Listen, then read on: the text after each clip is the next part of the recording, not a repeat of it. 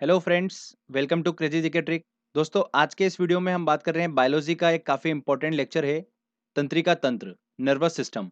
तो ये वाला लेक्चर हमारा मिसिंग भी था, काफ़ी लोगों ने कमेंट में रिक्वेस्ट भी करी थी।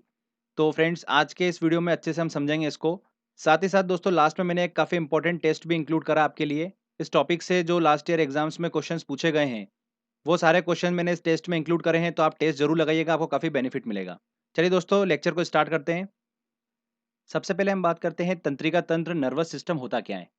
तो देखिए फ्रेंड्स, तंत्रिका कोशिकाओं मतलब न्यूरॉन से बना हुआ एक जाल, एक नेटवर्क होता है जो सोचने, समझने, याद रखने या किसी इंस्ट्रक्शन या मैसेज को शरीर के अन्य अंगों तक पहुंचाने का काम करता है। ठीक है, जैसा कि आप डायग्राम में देख पा रहे हैं। तंत्रिका तंत्र मतलब नर्वस सिस्टम बना किस चीज का होता है। तो ये बना होता है न्यूरॉन मतलब तंत्रिका कोशिकाओं से मिलकर बना होता है। ब्रेन, मस्तिष्क और स्पिनल कॉर्ड मतलब मेरुरज्जु, इनसे मिलकर बना होता है नर्वस सिस्टम। अब देखिए, एक-एक करके मैं आपको सभी के बारे में डिटेल से अच्छे से बताऊँगा। सबसे पहले हम बात करते हैं न्यूरॉन, यहाँ से भी एग्ज़ाम में क्वेश्चंस देखने को मिलते हैं। तो तंत्रिका कोशिकाएँ जो होती है, वो क्या होती हैं? ये मस्तिष्क की एक आधारभूत यूनिट है, आधारभूत इकाई है। इसका काम क्या होता है? मस्तिष्क से सूचना का आदान-प्रदान करना। तो काफ़ी इम्पोर्टेंट है। इससे एग्ज़ाम में क्वेश्चन ये पूछा जाता है कि तंत्रिका जो कोशिकाएँ हैं, वो मानव की सबसे बड़ी कोशिका होती हैं। तो ये आपको बिल्कुल ध्यान रखना है। तंत्रिका कोशिका मानव की सबसे बड़ी कोशिका होती हैं। लगभग इसकी लंबाई जो होती है वो 90 सेंटीमीटर होती है। तो ये एग्ज़ाम में पॉइंट पूछा गया था। तो ये मैंने आपको बताया तंत्रिका कोशिकाएँ क्या होती हैं, इनका काम क्या होता है। आगे बात करते हैं दोस्तों हम मस्तिष्क की। तो इसको हम अच्छे से डिटेल में समझेंगे। यहाँ से काफ़ी क्वेश्चंस निकल कर आते हैं। तो बात करते हैं देखिए हम ब्रेन की। तो ब्रेन जो है हमारा वो 3 भागों में बँटा होता है। एक होता है अग्र मस्तिष्क, इसमें हम 3 सेक्शन कवर करेंगे। प्रमस्तिष्क जिसे बोलते हैं सेरिब्रम, सेकंड है थैलेमस और थर्ड है हाइपोथैलेमस। इन तीनों भाग को हम कवर करेंगे, यहाँ से काफ़ी क्वेश्चंस पूछे जाते हैं। अब बात करते हैं मध्य मस्तिष्क की, तो उसमें दोस्तों हम डिस्कस करेंगे कार्पोरा क्वाड्रिजेमिना भाग, जो कि एग्जाम में ये भी काफ़ी इंपॉर्टेंट है, ठीक है। पश्च मस्तिष्क की बात करते हैं तो उसमें 2 भाग काफ़ी इंपॉर्टेंट है, जिसको हमको ध्यान रखना है। सबसे पहला सेरिबेलम और दूसरा आता है मेडुला ऑब्लोंगेटा। तो ये दोनों चीज़ हम पश्चिम मस्तिष्क में डिस्कस करेंगे और सबसे लास्ट में मैं आपको बताऊंगा स्पिनल कॉर्ड मतलब मेरुरज्जु के बारे में। तो ये मैंने आपको बताया ब्रेन के 3 भाग, जिसको हम अलग-अलग सेक्शन में कवर करेंगे। तो फ्रेंड्स, अग्र मस्तिष्क की बात करते हैं हम, तो देखिए उसमें सबसे पहले हम बात करते हैं सेरिब्रम की। सेरिब्रम को हिंदी में क्या बोलते हैं? प्रमस्तिष्क बोलते हैं। यह मस्तिष्क का सबसे बड़ा भाग होता है। कौन-सा? सेरिब्रम। लगभग मस्तिष्क का 2/3 हिस्सा जो होता है, वो क्या होता है? सेरिब्रम ही होता है। काफ़ी इंपॉर्टेंट होता है यह भाग। बुद्धि और चतुराई का केंद्र होता है कौन? सेरिब्रम। ये भी एग्ज़ाम में पूछा गया क्वेश्चन है। सेरिब्रम जो मस्तिष्क का हिस्सा है, ये काफ़ी एक्टिविटी को कंट्रोल करता है, नियंत्रण करता है। देखिए कौन-कौन सी? बोलना, सूँघना, प्रेम, भय या किसी चीज़ को समझना, सोचना, याद रखना, ये सब जो एक्टिविटी होती है, इस सब को कंट्रोल कौन करता है? सेरिब्रम करता है, मस्तिष्क का ये भाग करता है। तो ये मैंने आपको बताया, काफ़ी इंपॉर्टेंट है, यहाँ से भी काफ़ी क्वेश्चंस निकल कर आते हैं। आगे बात करते हैं, देखिए अग्र मस्तिष्क का एक और भाग आता है थैलेमस। मस्तिष्क का यह भाग जो होता है, ये दर्द का अनुभव कराना, ठंडा या गर्म की पहचान करने का कार्य कौन करता है? थैलेमस करता है। अग्र मस्तिष्क का अगला भाग आता है हाइपोथैलेमस। तो यहाँ से भी काफ़ी क्वेश्चंस बनते हैं। अंतःस्रावी ग्रंथियों से निकलने वाला हार्मोन जो है, उस पर नियंत्रण, कंट्रोल करने का काम कौन करता है? हाइपोथैलेमस करता है। साथ ही साथ भूख लगना, प्यास, ताप पर नियंत्रण किसका होता है? हाइपोथैलेमस का होता है। तो ये वाला क्वेश्चन भी एग्जाम में पूछा गया था, भूख, प्यास, ताप पर नियंत्रण किसका होता है? तो हाइपोथैलेमस का होता है। ये बताया मैंने आपको अग्र मस्तिष्क के 3 भाग, काफ़ी इंपॉर्टेंट है, सेरिब्रम, थैलेमस, हाइपोथैलेमस। आगे बात करते हैं दोस्तों हम मध्य मस्तिष्क का। देखिए एक भाग है, काफी इंपॉर्टेंट है, वो कार्पोरा क्वाड्रिजेमिना। तो कार्पोरा क्वाड्रिजेमिना जो है, ये किस लिए रिस्पॉन्सिबल होता है? देखिए मैं आपको बताता हूँ। मस्तिष्क का यह भाग जो है देखने सुनने की शक्ति को कंट्रोल करता है, ठीक है, उसको नियंत्रित करता है। तो ये ध्यान रखना है आपको। मध्य मस्तिष्क का बस हमको एक ही चीज ध्यान रखना है, कार्पोरा क्वाड्रिजेमिना। आगे आता है पश्च मस्तिष्क। देखिए सबसे लास्ट वाला हिस्सा मस्तिष्क का, इसमें हम 2 भाग डिस्कस करेंगे, सेरिबेलम और मेडुला ऑब्लोंगेटा।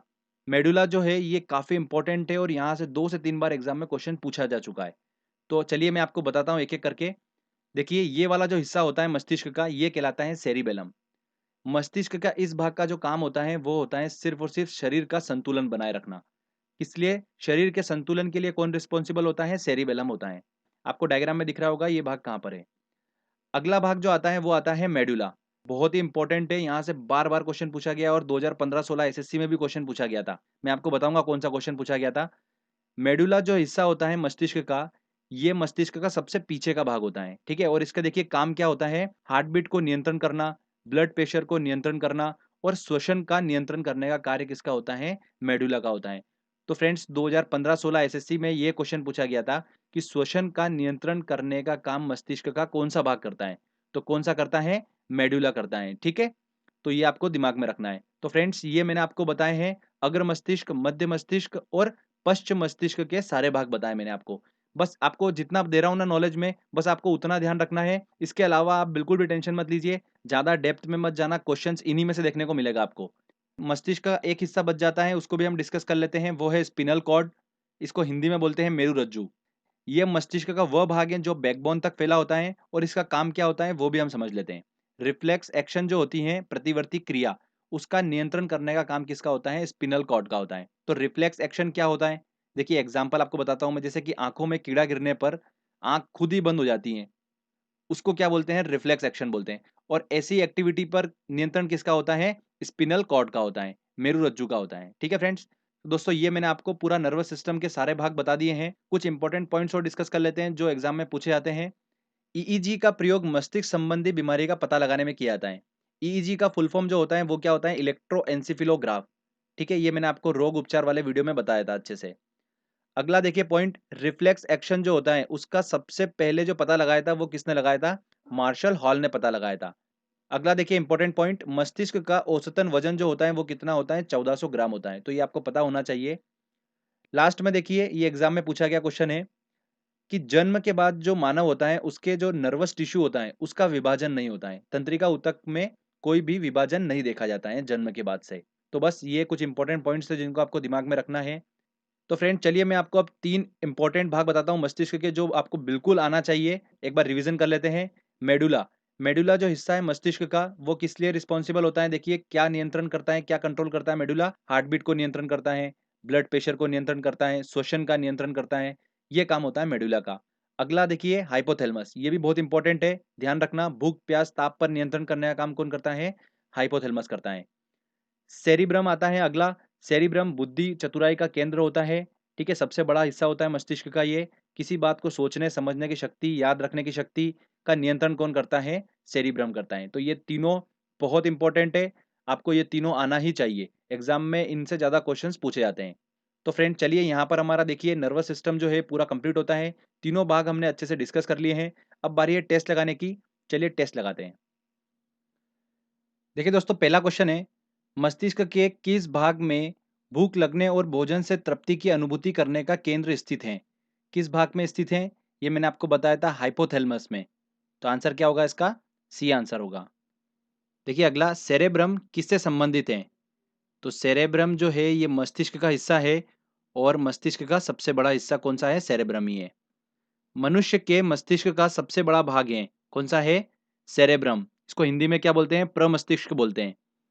तो सी आंसर इसका सही होगा। चलिए अगला क्वेश्चन लेते हैं। मानव शरीर की किन कोशिकाओं में सबसे कम पुनर्योजन शक्ति होती है, वो होती है मस्तिष्क की कोशिकाओं में।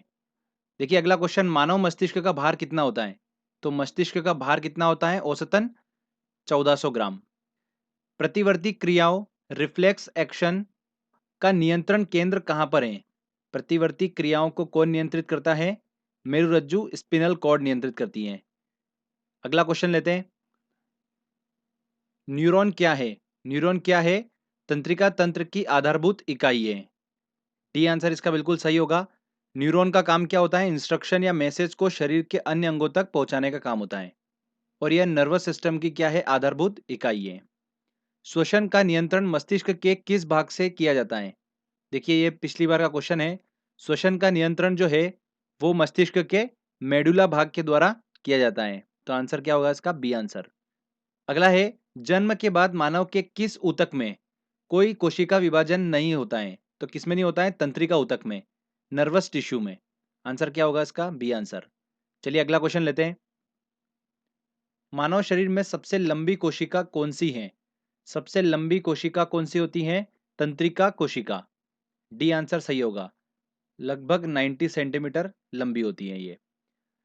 अगला देखिए, बुद्धि का केंद्र स्थित है, बुद्धि का केंद्र कहां पर स्थित होता है, प्रमस्तिष्क में। सेरिब्रम में। ईईजी का प्रयोग किसकी गतिविधि दर्ज करने के लिए किया जाता है? तो ईईजी का प्रयोग मतलब इलेक्ट्रोएन्सेफेलोग्राफ का यूज किया जाता है मस्तिष्क की गतिविधि दर्ज करने के लिए। सी आंसर सही होगा। और ईसीजी का प्रयोग किया जाता है हृदय की गतिविधि को दर्ज करने के लिए। ठीक है, तो दोनों में कंफ्यूज मत होइएगा आप। तो फ्रेंड्स, यहाँ पर हमारा ये टेस्ट कंप्लीट होता है, छोटा सा ही टेस्ट है। और ये क्वेश्चन जो मैंने बताए आपको इस टॉपिक से लास्ट ईयर जो भी क्वेश्चन पूछे गए वो सारे मैंने इस टेस्ट में इंक्लूड करे थे। आपने अच्छे से सारे क्वेश्चन सॉल्व कर लिए होंगे। दोस्तों, अगर आपको वीडियो अच्छा लगा है, मेहनत अच्छी लगी है, तो प्लीज़ वीडियो को लाइक करिए, शेयर करिए और कमेंट करके बताइए आपको वीडियो कैसा लगा। अगर आपने अभी तक चैनल को सब्सक्राइब नहीं करा है तो प्लीज़ सब्सक्राइब भी कर लीजिए, क्योंकि इस तरीके के जब भी वीडियो मैं अपलोड करूंगा आपको उसका बेनिफिट मिलता रहेगा। तो फ्रेंड्स, मिलते हैं अगले वीडियो में। जय हिंद, जय भारत।